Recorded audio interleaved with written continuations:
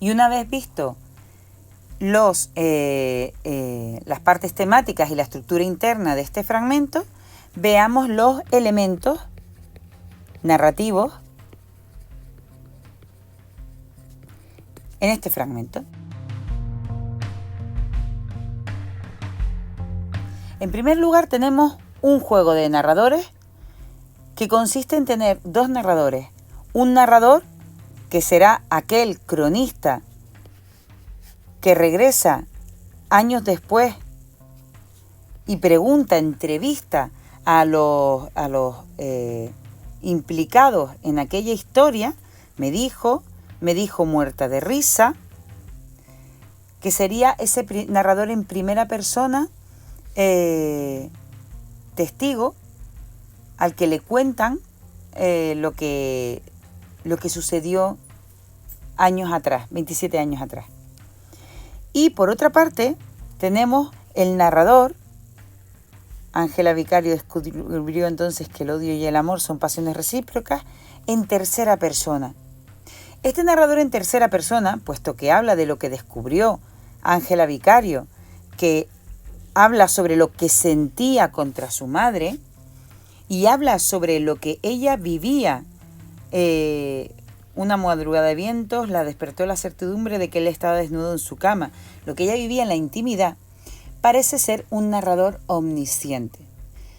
Sin embargo, si tenemos en cuenta que todo lo que este narrador en tercera persona relata tiene que ver supuestamente con lo que los propios personajes, la protagonista, Ángela Vicario, le contó a él, parecería un narrador en tercera persona observador, puesto que no es que sepa, por ser ese tipo de narrador, todo lo que siente y todo lo que piensa, sino que sabe lo que Ángela le contó posteriormente que pensaba y que sentía.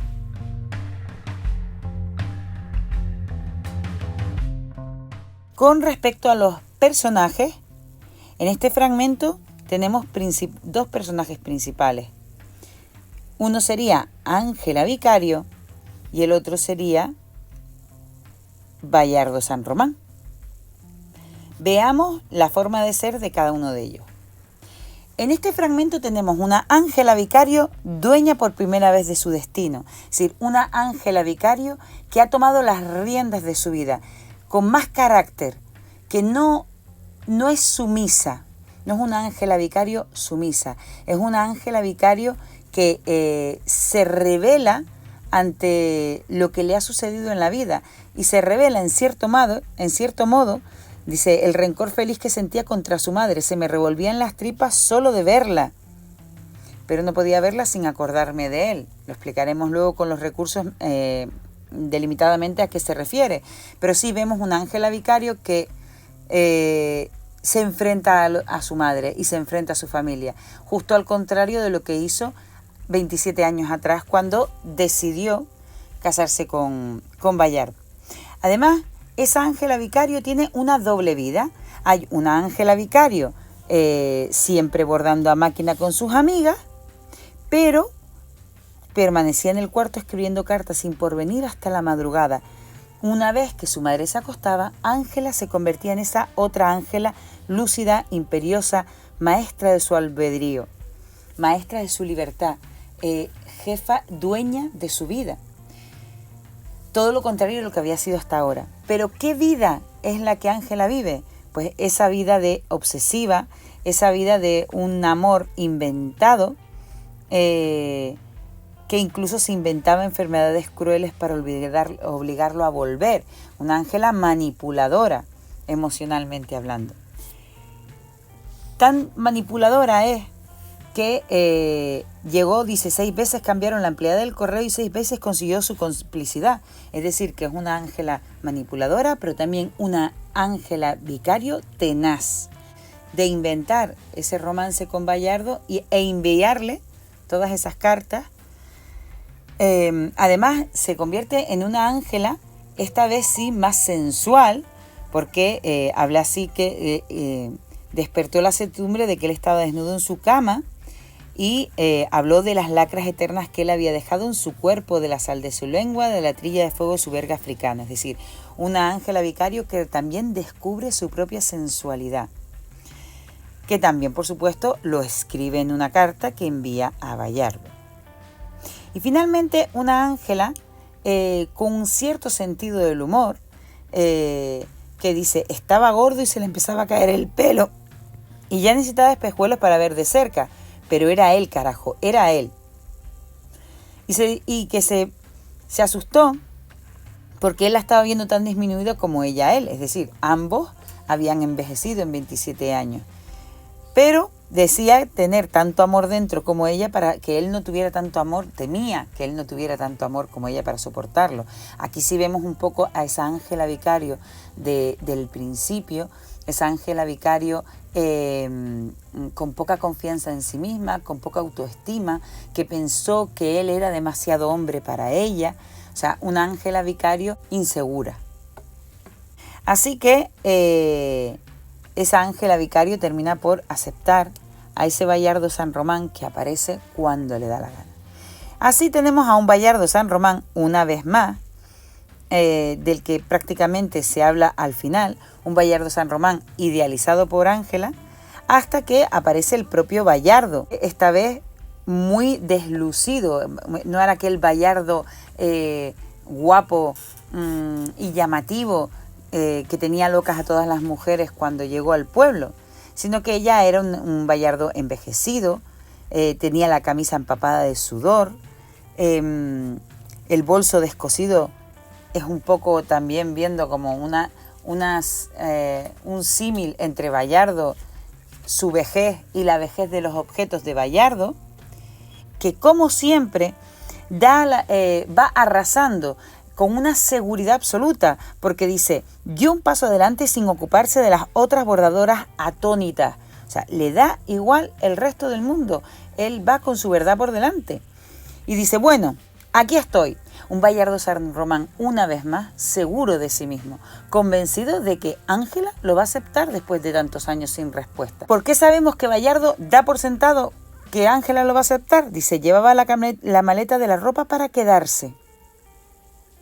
Y luego, como muestra de su orgullo y de que él regresa porque quiere y no por lo que quiera que le pueda decir Ángela, dice, casi las 2000 cartas que ella le había escrito, ordenadas por sus fechas, todas sin abrir.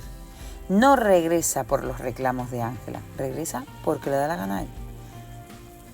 Es decir, regresa porque es una persona muy egocéntrica que solo tiene en cuenta su propia decisión y su propio empeño, tal y como ha estado a lo largo de todo el libro. Así, por lo tanto, tenemos dos personajes en cierto modo antagónicos. Por una parte, una Ángela Vicario que cambia, que se convierte en una mujer decidida, y un Bayardo San Román que, a pesar de haber envejecido y de haber vivido durante 27 años una vida, sigue siendo igual que al principio.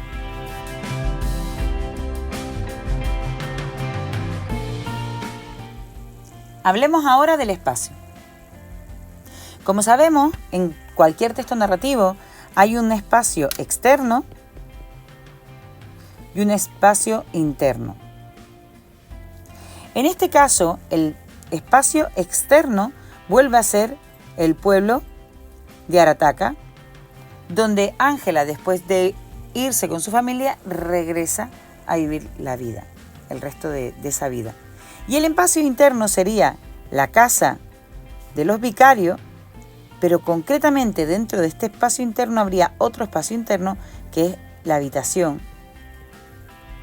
el dormitorio de Ángela. Esto podemos ver, por una parte, el espacio externo, podemos verlo cuando dice la empleada del correo, el correo del pueblo, ¿no? Que claramente se refiere al espacio externo, ¿no? A donde vivía. Y luego, con respecto a los espacios internos, su vida de casada de vuelta sigue siendo tan simple como la de soltera, siempre bordando, pero permanecía en el cuarto. Ahí está ese otro espacio interno en el que se desarrollan la mayor parte de las acciones, o sea, donde sucede toda la acción de la idealización que Ángela hace de su relación con Bayardo. Y finalmente volvemos al espacio interno de la casa donde Ángela borda y se sintió que alguien llegaba a la puerta, esa puerta de la casa precisamente. Aquí tenemos las referencias al espacio interno, que por una parte es la casa de Ángela donde borda con sus amigas, por otra parte es, y principalmente en este fragmento el espacio interno es el dormitorio de Ángela, que es donde Ángela crea toda esa historia. Por último, y con respecto al tiempo, volvemos a encontrarnos con ese juego de tiempos propio de la novela hispanoamericana, del boom de la novela hispanoamericana. No será tan fácil diferenciar entre el tiempo interno y el tiempo externo. Podemos hablar de tiempo externo para referirnos a dos tipos de tiempo. Por una parte está el tiempo en el que suceden las acciones,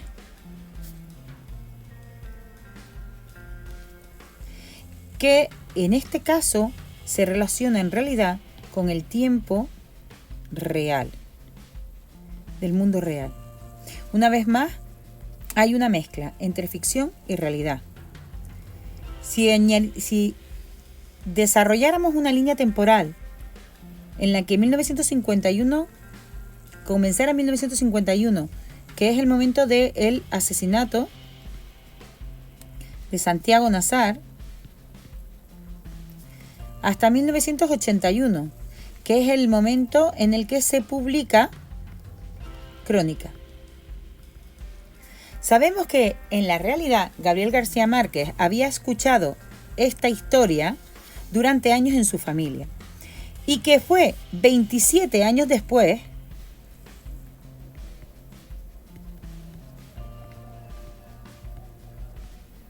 es decir, en 1977, cuando el cronista de esta novela regresa al punto de partida para narrar la parte novelesca de la historia. Pero esta historia no acaba en 1977.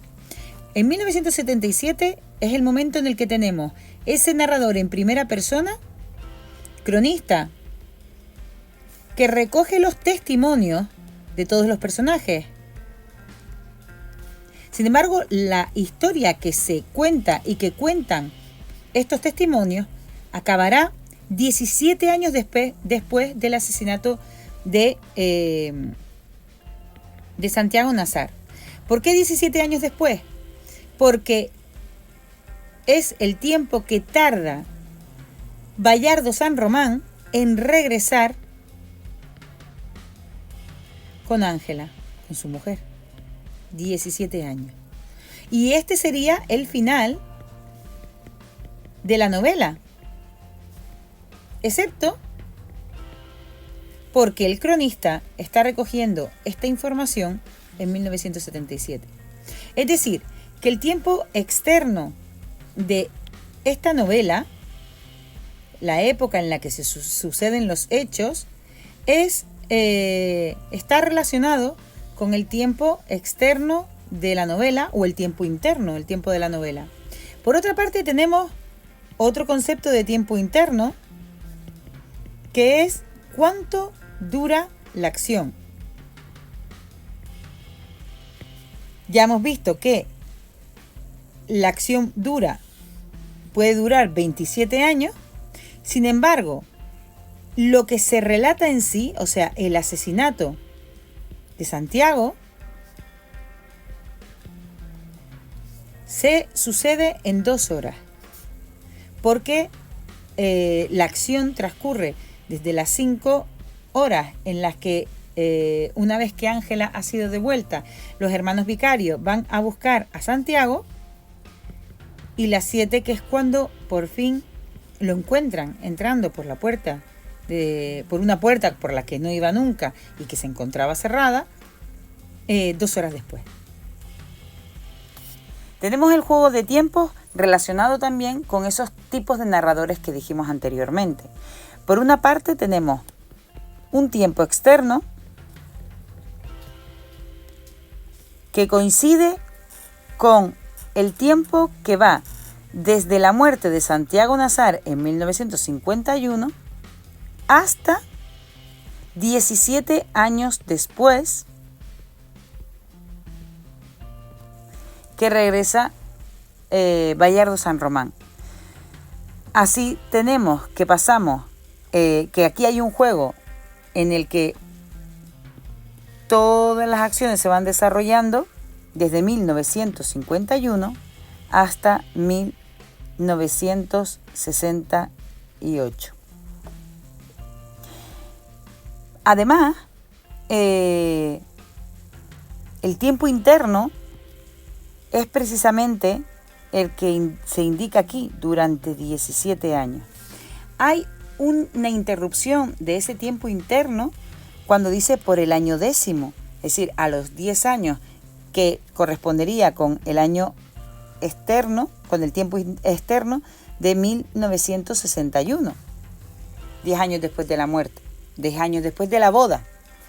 Entonces, las acciones que se relatan duran en total 17 años, con un intermedio, con una interrupción en el año 10º, a los 10 años. Y una vez más, en este juego entre la crónica y la novela, el tiempo externo se corresponde con el tiempo interno.